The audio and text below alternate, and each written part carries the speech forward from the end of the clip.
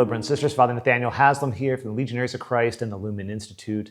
Great to be with all of you and praying that your celebration of Easter went well, your Easter season went well, and now, of course, in June, as we get into our summers, we recall that it's always the month of the Sacred Heart, a month dedicated to the loving, passionate, real, and to you love that God is showing every day, and that He loves you in a very particular way. His heart is open for you, is merciful toward you.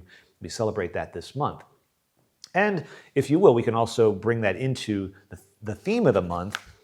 This June, we're working on and reflecting on business as a force for good.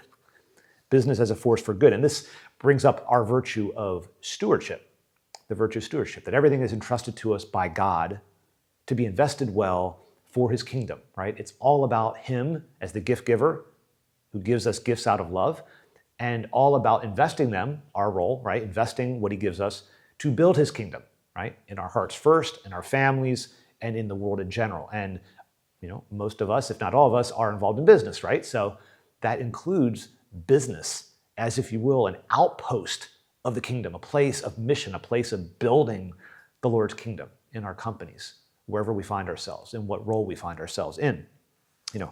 Business, good business in the secular world is often limited to things like corporate social responsibility or ESG. These are the type of words we hear, and sometimes the way or the agendas that are pushed out there in terms of good business practices.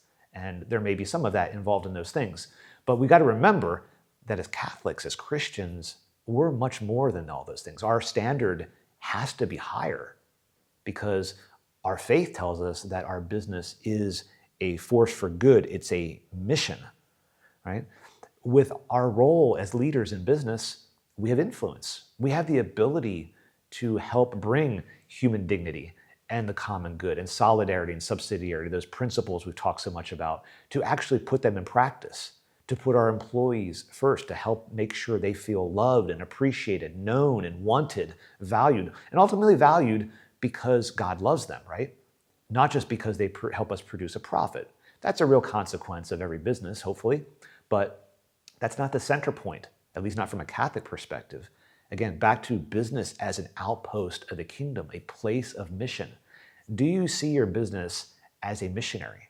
That you are a Christian missionary, you are a leader entrusted with helping these individuals get to heaven, that you're entrusted with this influence and all that implies, including the way you affect other companies, the way you speak by word and example to other leaders of other firms, to nonprofits, to the education system, maybe to politicians in your area.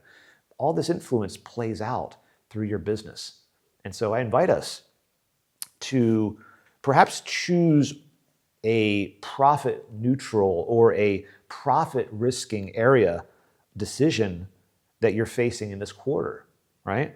And prioritize dignity and building God's kingdom over simply the bottom line number, right? To step back from the question of what's most profitable to what would build God's kingdom the most in this situation, in this decision, in this opportunity that I'm looking at taking on, even if it's not perhaps the most lucrative personally or to the board or to your employees.